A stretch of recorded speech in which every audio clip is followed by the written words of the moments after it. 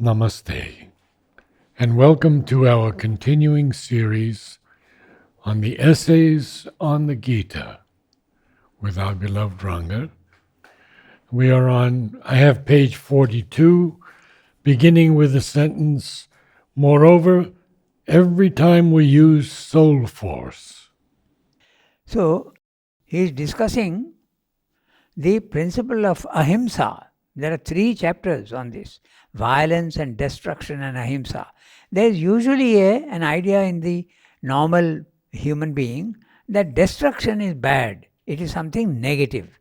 Okay, so Srimba is trying to explain to us very clearly that creation and destruction always go together. They are part of the dualities in the physical world. So to insist on only one side is not a proper integral way of looking at things. That's what. 3 chapters on it. Okay, so and destruction is as much a reality as war. Okay, now war can be unjustified, but it can also be justified. Destruction also in the same way, violence and destruction can be unjustified, but it can also be justified. So we shouldn't jump to conclusions and take one-sided decisions. That's basically the idea. And ahimsa, non-violence, is praised very much by everybody. Yes, non-violent. In fact, all over the world, Martin Luther in America tried the technique. Then in South Africa, Mandela also tried the technique. They succeeded to a certain extent because the opposition was not the Japanese or the Germans. If they had to face them, what would have happened? They would have simply knocked you off. This gentleman who was very close to Mandela came to the Matrimandir the other day and spoke with me for some time. We went up to the chamber also. What was his name? I don't remember that he even told me his name, but so ahimsa is good at a certain level. Nobody is saying it's bad. Yes. But it's not universally applicable in all circumstances. That's the whole point. So that's what he has said. And then normally we think of ahimsa at the physical level. Normally when you say ahimsa, don't at the physical level it's really bad. That's what the general idea. Now Srimdo is discussing there and he's saying, what about violence at the vital level? What about violence at the mental level? Are those allowed? That's what about soul force? He is discussing that. And the other day we had a discussion on soul force, and I gave you 2-3 examples of soul force. Mother used soul force. Srimdo is using soul force for determining events in the world. Okay, that is soul force. So, is that okay? So then, will that mitigate the harm done by violence used in the wrong way? That's the discussion he has. And then he says it's not like that at all. The violence in the physical world and violence in the vital world and violence in the soul force also, it has the same effect. The same effect. It destroys. So soul force doesn't mean that there is no destruction. So that's what we will discuss today. I'll only read the little bit of that soul force towards the end of the previous chapter. So I'll read from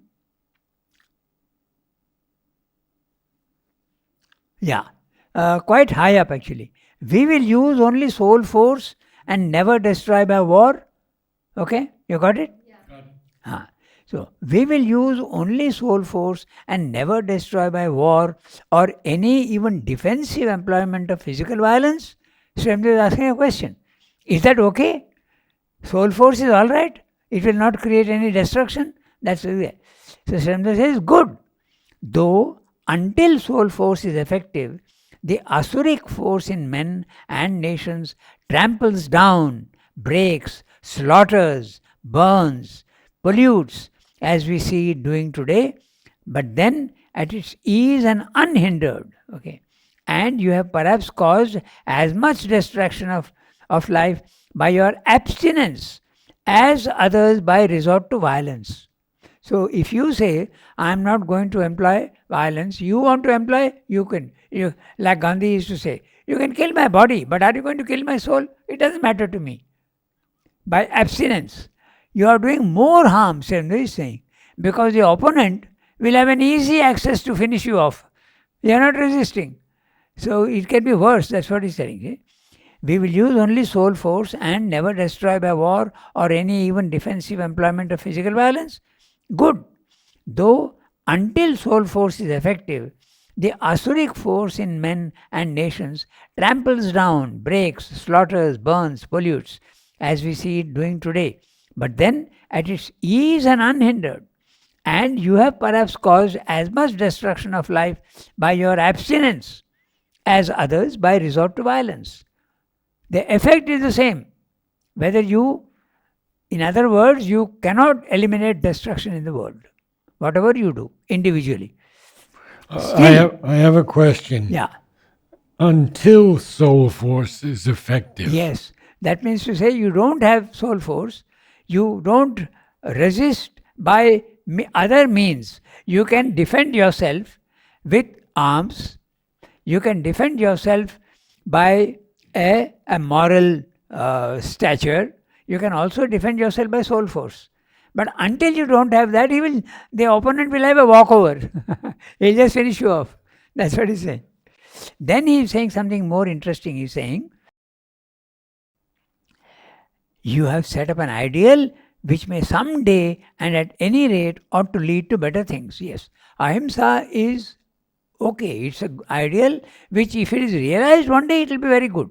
But can it be realized? That's what he's discussing in the 3 chapters. It cannot be realized until your ignorance is gone. So if your ignorance, ego, attachment and desires don't go, destruction is going to remain always there. That's the point. But in this supramental race or in a spiritual race where there is no ignorance, some amount of non-violence will be possible. But at the supramental level, it can be eliminated altogether, but not before that. That's what he's saying. But even soul force, when it is effective, destroys. So this is what we have to see, what he is saying, okay? Because that's why I stopped the other day from saying, you have to look into it and think about it. Okay. Let's see what Sremda is saying, okay? He's saying, even if you use soul force, it destroys. What are you destroying? You are destroying your enemy. But that's destruction.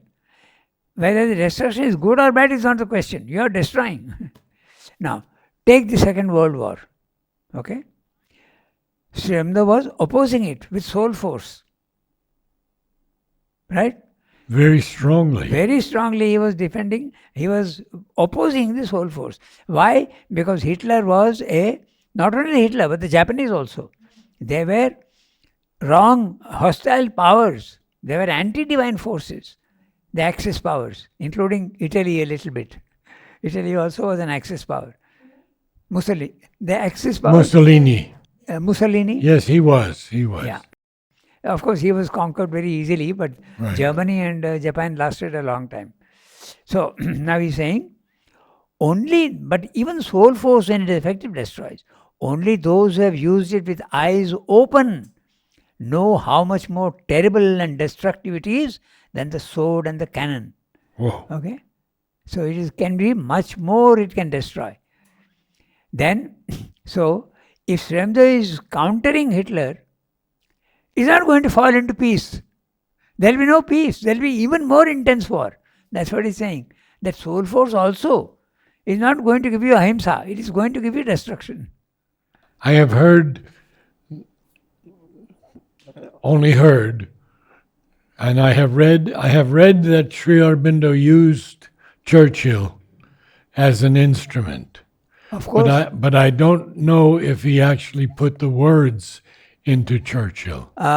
He is giving the essence, and therefore his speeches were so fantastic. They were. Absolutely.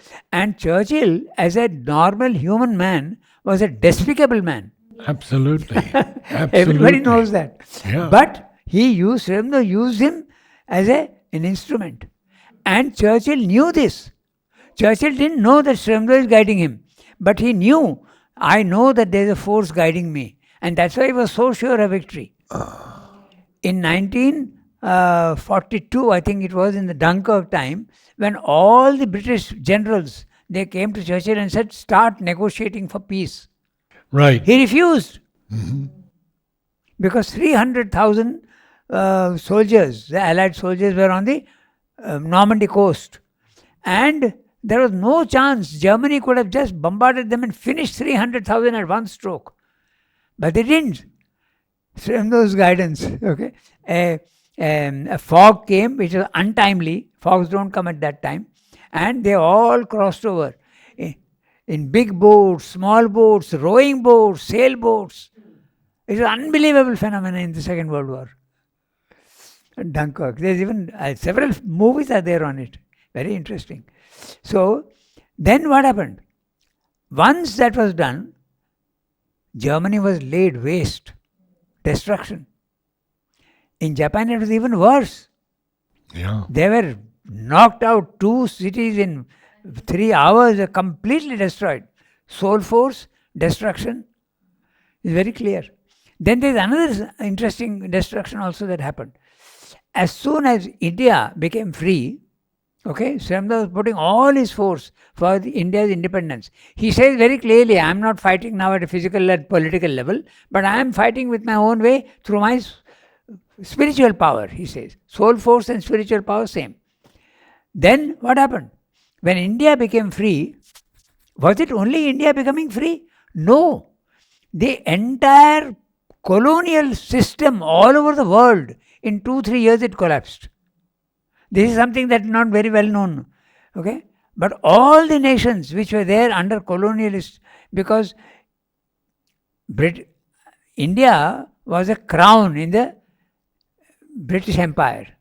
And when that was disappeared, everybody started becoming nervous, the colonial powers.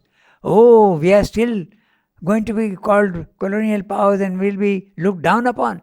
They rushed to free all the countries. 90% of all countries attained independence after India's freedom. So, the colonial system, in fact, it is such an important phenomena that they divide history, post-colonialism and pre-colonialism. They speak of post-colonialism. What happened after that and what happened before? The two things are totally different. In literature, they speak of post-colonialism. So, destruction. So, this is what Srimda is saying.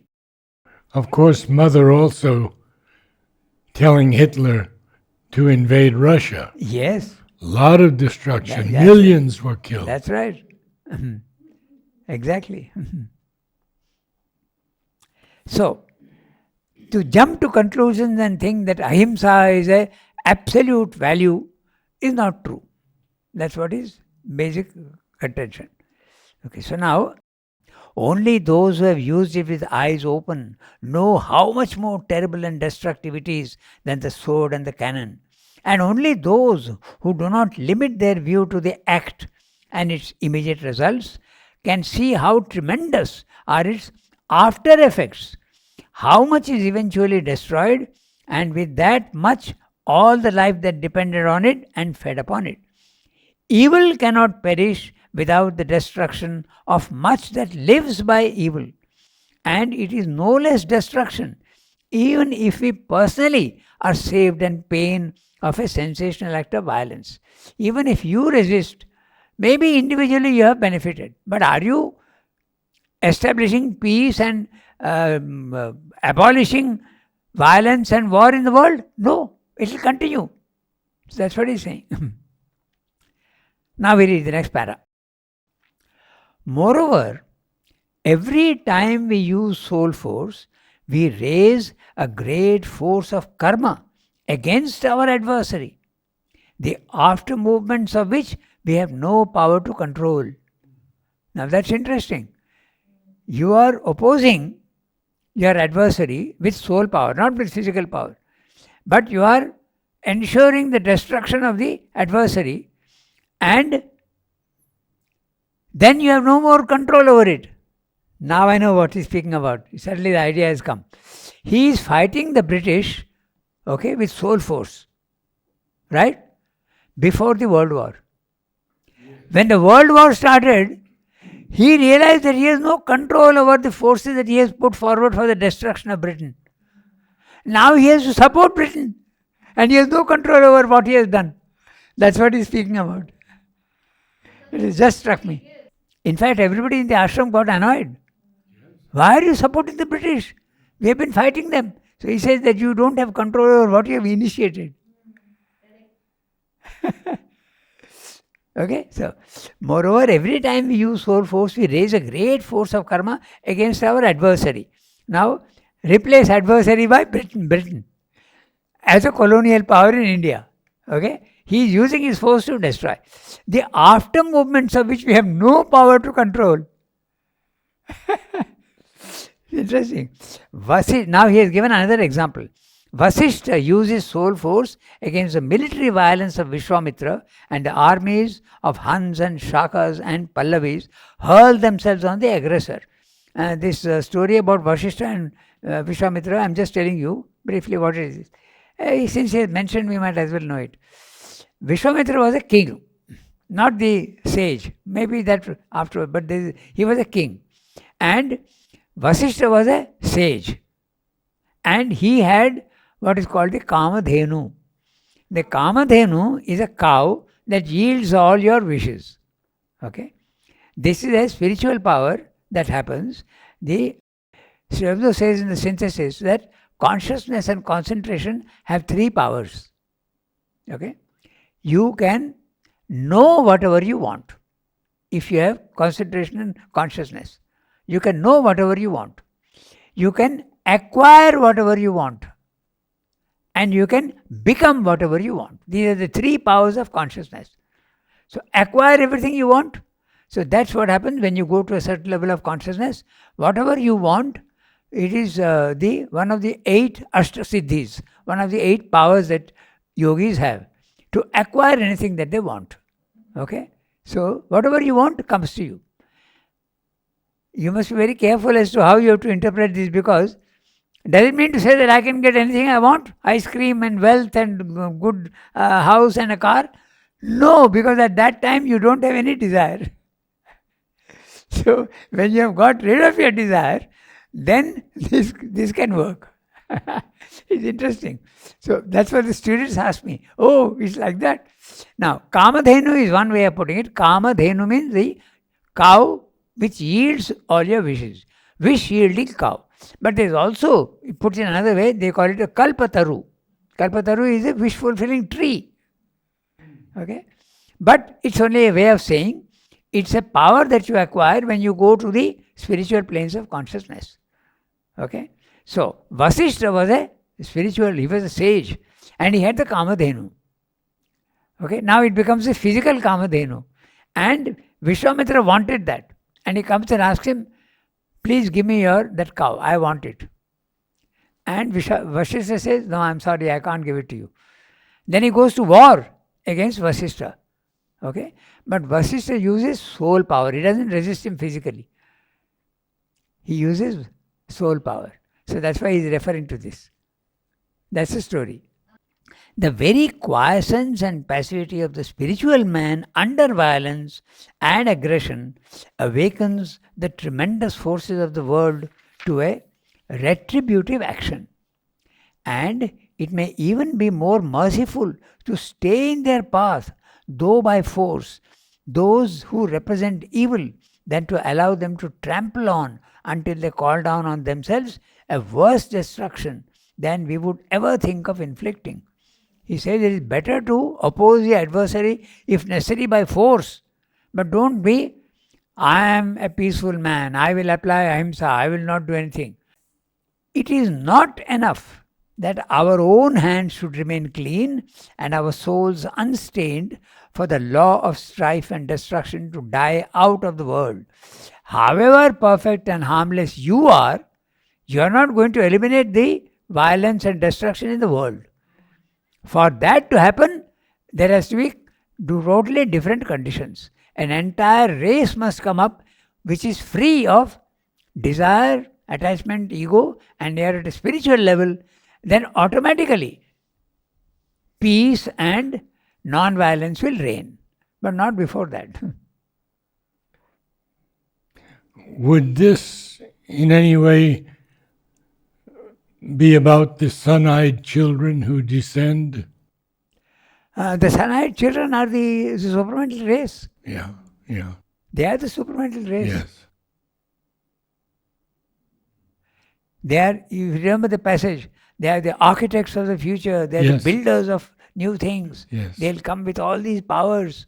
It's fantastic description, that whole passage. So yes, they are the Superman. And in that race, there will be no violence. But that doesn't mean to say that violence will disappear from the earth. The animals will continue to eat each other. The lion will continue to jump on the deer and eat him up.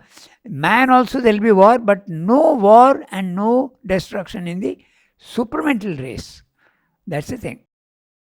And there's a very interesting poem by William Blake also on this. Tiger, tiger, burning bright in the forests of the night. Okay, so it's a problem of evil and violence. Did he who make the lamb make thee? He's asking the tiger. Yes. God has created here destruction and creation, Yeah. sweetness and gentleness and cruelty. Is he the same who has done this? That's the problem he's dealing with. Okay, it's a very interesting poem. Very much. So, it is not enough that our own hands should remain clean and our souls unstained for the law of strife and destruction to die out of the world. That which is its root must first disappear out of humanity. And what is that which is the root? Attachment, ignorance, ego, desire. These are the things that have to be rooted out. If that is not rooted out, violence and destruction will always be there. Much less will mere immobility and inertia, unwilling to use or incapable of using any kind of resistance to evil, abrogate the law. And what is that law? Inertia, tamas. Indeed, injures much more than can the Rajasic principle of strife, which at least creates more than it destroys. So tamas is status quo, peace, but it's a negative peace, it's not a positive peace. So, and all the violence and the destruction starts at the vital level. But the vital level also is creating.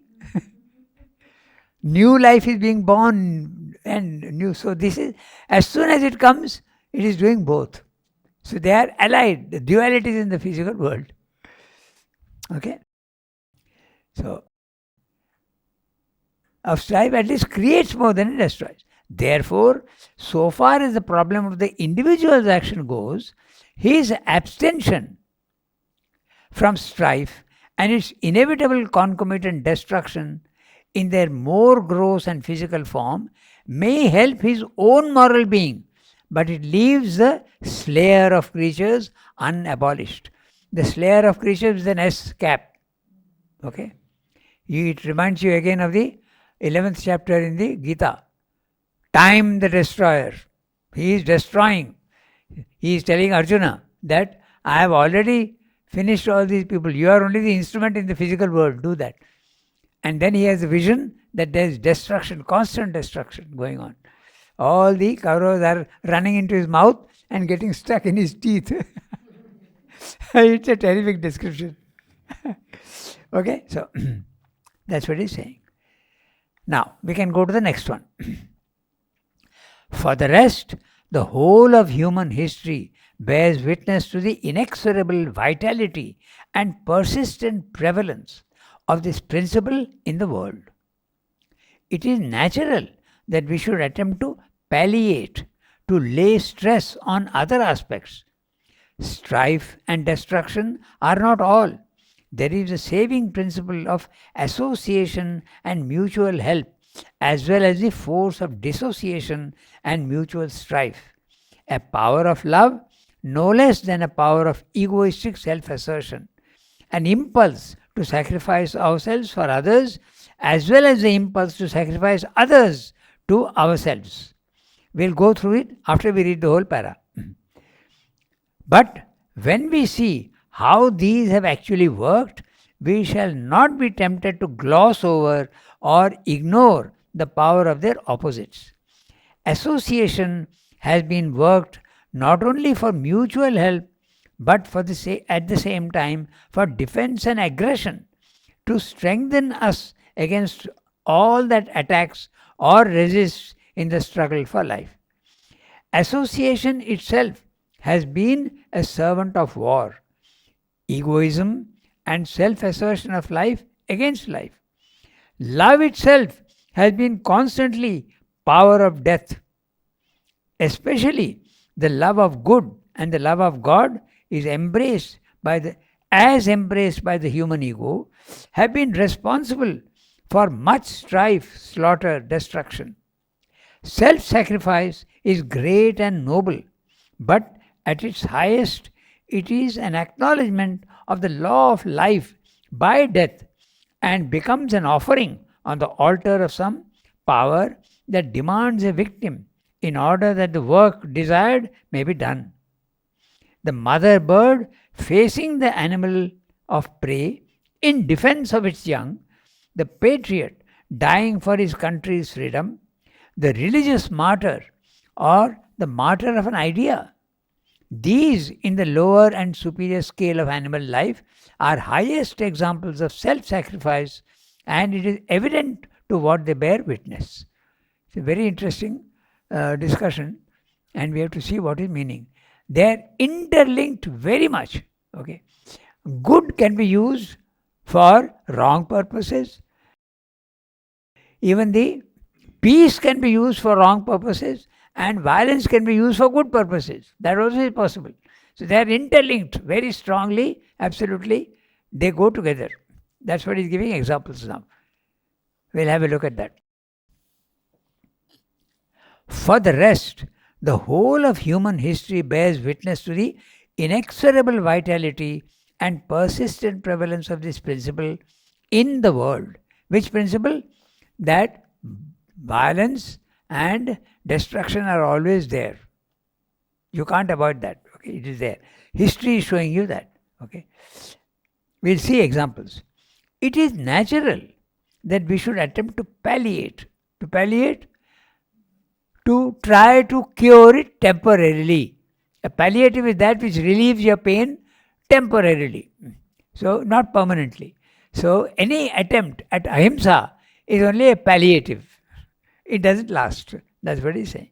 Okay, but it's natural because human beings are automatically rejected and disgusted with violence. They don't like, and that's because of weakness in the vital, not strength. Weakness in the vital. Very clearly in the Gita, Arjuna's saying, I will not fight, is his vital weakness. He is not able to bear the slaughter. There are people who faint even when they see blood. It's a very interesting thing. There is vital weakness.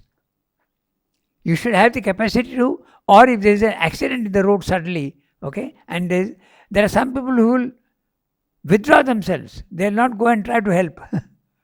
So it's a vital weakness. So there is a difference between pity and compassion. Pity is a vital weakness, but compassion is strength. You know what to do to cure the situation. So, to palliate, to lay stress on other aspects. When you see violence, you want to palliate and get rid of the violence, and you want to bring back peace, but it's only a palliative. To lay stress on other aspects, the ahimsa. Violence is, you find it very disgusting and you want to bring in ahimsa. You want to bring in non-violence. He's saying it's natural for man to do that. Strife and destruction are not all. Now that's interesting. He's saying strife and destruction are not all. There is the saving principle of association and mutual help. So in the physical world, cruelty is not the only thing. There is also kindness and wanting to help. That also is there. That's the opposite. Isn't it? So, Strife and destruction are not all. There is a saving principle of association and mutual help. But does association and mutual help always produce ahimsa, or will it produce himsa? That's what he's going to discuss. Even love normally should give you peace and harmony and quietness. Will it? That's what he's discussing. Okay? It's a very interesting discussion. So, strife and destruction. Association and mutual help, as well as the force of dissociation and mutual strife.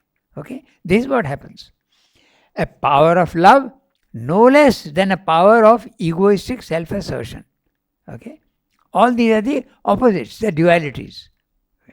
An impulse to sacrifice ourselves for others, as well as the impulse to sacrifice others for ourselves. Both exist. The patriot is willing to sacrifice himself for others. But if selfishness is there, you are quite willing to sacrifice others for yourself. This is what's happening in business all the time. You want to kill the competitor. Isn't it? That's what Swami is saying. Okay, so why only in business? Everywhere. Okay, even in a company where there's one post and there are 3-4 candidates, you want yourself and you want to spread lies against the other one. It's happening all the time. So he's saying that's happening all the time.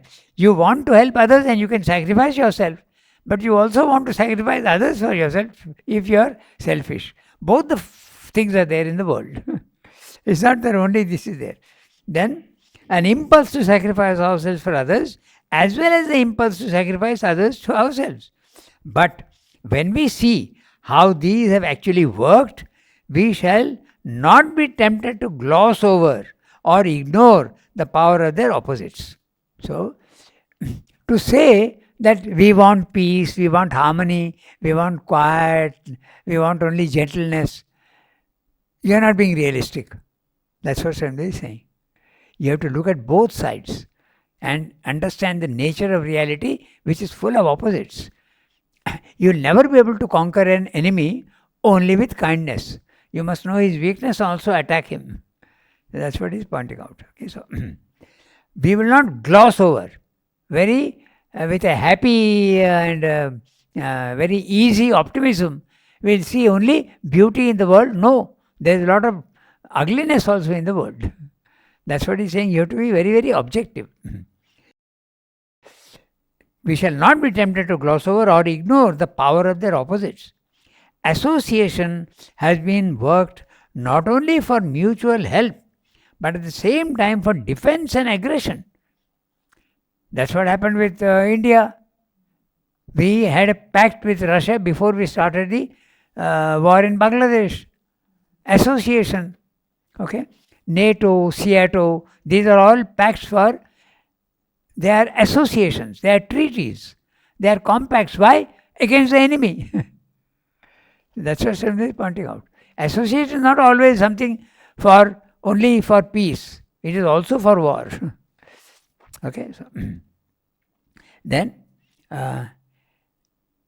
association has been worked not only for mutual help, but at the same time for defense and aggression, to strengthen us against all that attacks or resists in the struggle for life.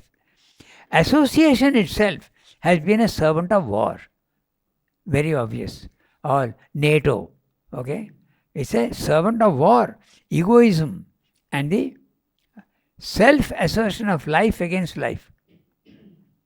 Okay? Love itself has been constantly the power of death.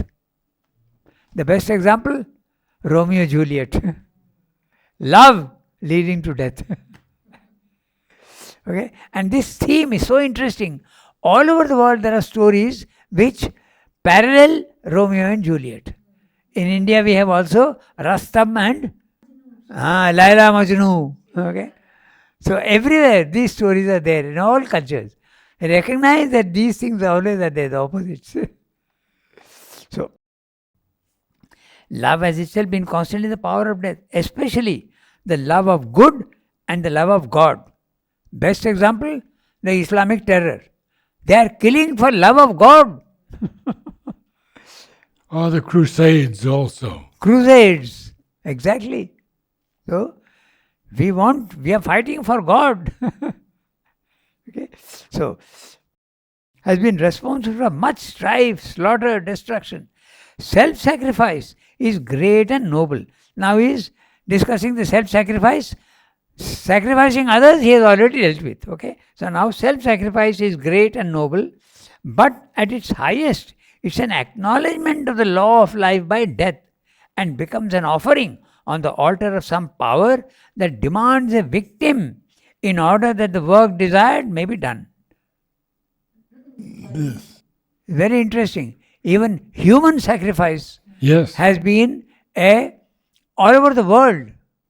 It's not only in one culture. Everywhere the human sacrifice concept is there. Perseus the deliverer. Best example. So this is love, okay? And self-sacrifice. Then he's giving a very interesting. So yes, you are destroying yourself for good. So in other words, for good, destruction also is used. So you see the intricacy. Destruction is not always bad.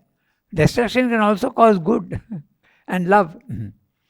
So all this we have to see and then decide whether ahimsa is a absolute, it has absolute validity or not.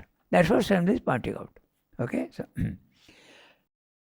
self-sacrifice is no great and noble, but at its highest, it's an acknowledgement of the law of life by death and becomes an offering on the altar of some power that demands a victim in order that the work desired may be done. Then he is giving beautiful examples. The mother bird facing the animal of prey in defense of its young. It is willing to sacrifice itself. Destruction for love of the young. The patriot dying for his country's freedom. Same. The religious martyr or the martyr of an idea. Joan of Arc.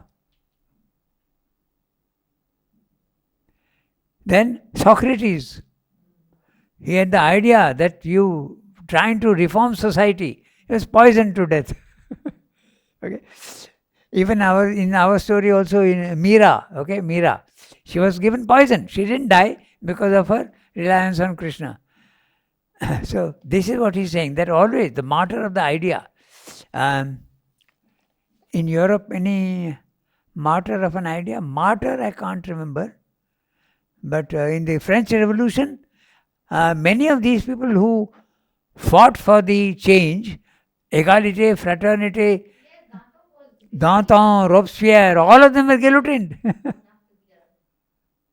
So that's a martyr of an idea. Even for an idea you are willing to kill. Okay? So these in the lower and superior scale of animal life are the highest examples of self-sacrifice, and it is evident to what they bear witness. In other words, even for good, destruction is sometimes necessary. That's what he's pointing out. And this is something that's happening all the time. In any city, old buildings are being destroyed so that the new can come up. In yoga also, you are destroying your old nature in order to bring in the new nature. Destruction and construction, creation and destruction always go together. But if we look at after results, an easy optimism becomes even less possible. Okay? See the patriot dying in order that his country may be free, and mark that country a few decades after the Lord of Karma has paid the price of the blood and the suffering that was given. You shall see it in its turn you shall see it in its turn an oppressor, an exploiter and conqueror of colonies and dependencies, devouring others that it may live and succeed aggressively in life. I'll finish the para and then we'll come back to it. The Christian martyrs perish in their thousands, setting soul force against empire force that Christ may conquer. Christianity prevail. Soul force does triumph. Christianity does prevail, but not Christ. The victorious religion becomes a militant and dominant church and a more fanatically persecuting power than the creed and the empire which it replaced. The very religions organize themselves into powers of mutual strife and battle together fiercely to live, to grow, to possess the world. Okay? Now, the exploited, the victim, is becoming the aggressor. The best example in the world, Israel. Israel was suffered a lot. They were always put down everywhere. But when they had a territory of their own, they have become the aggressor. I'm not making any judgment, okay, neither good nor bad, because this is the world. All judgments are of no use because both the things are there. So someone who has suffered a lot, okay, when he gets a chance, he becomes the oppressor. The oppressed becomes the oppressor. That's what Swami is pointing out.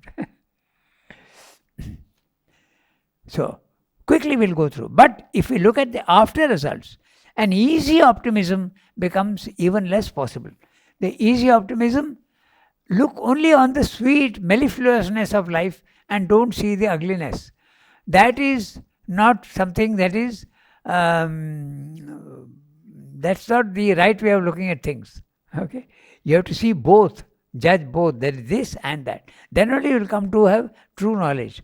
Otherwise, it will be defective. We come back to that famous Robert Browning's poem, Pippa Passes. Okay, so there he says that I don't remember the exact lines, but it is there. There's one stanza in which he says, "The bird is flying, the flowers are the flowers are blooming, and the snail is on the thorn. All's right with the world." It is not right with the world. So that's an easy optimism. So easy optimism is not necessarily the truth. That's what he's saying.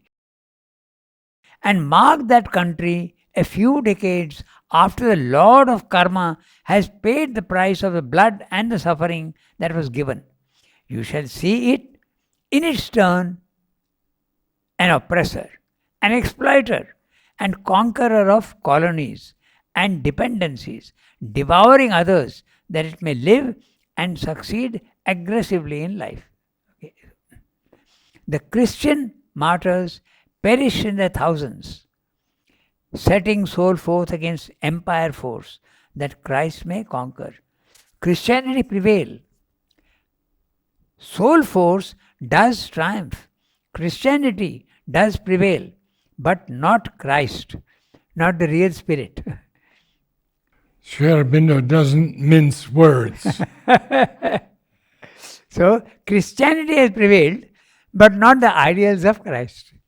Christianity is very one-sided and it tries to impose itself on everybody through proselytizing, preaching and conversion.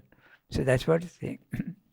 And note interestingly that this aggressive wanting to convert into Christians is again opposed, okay, by others, those who want to stand up for themselves. In India, several states have made laws against conversion. It's the opposite force again. So, setting soul force. Soul force does triumph, Christianity does prevail, but not Christ. The victorious religion becomes a militant and dominant church and a more fanatically persecuting power than the creed and the empire which it replaced. So, Islam is a good example. It made a huge empire, okay, and now they are the oppressor. Now they are trying to establish themselves again. The empire has disappeared, but that spirit has not disappeared. The fighting. Also, the Inquisition of the Christians. That's right. In fact, that's the reason why those who are supposed to be intellectuals, they say that religion is a bad force. It's an anti-divine force. Religion. How much harm it has caused everywhere. And every religion, mind you, every religion has got negative aspects. Every religion. Because it's made by human beings. And human beings are imperfect. In Hinduism, you must make a distinction between Hinduism as practiced normally and the Advaita philosophy. That's different. Okay? But the Hindu religion has caused such misery too. Widow remarriage is not allowed. Okay?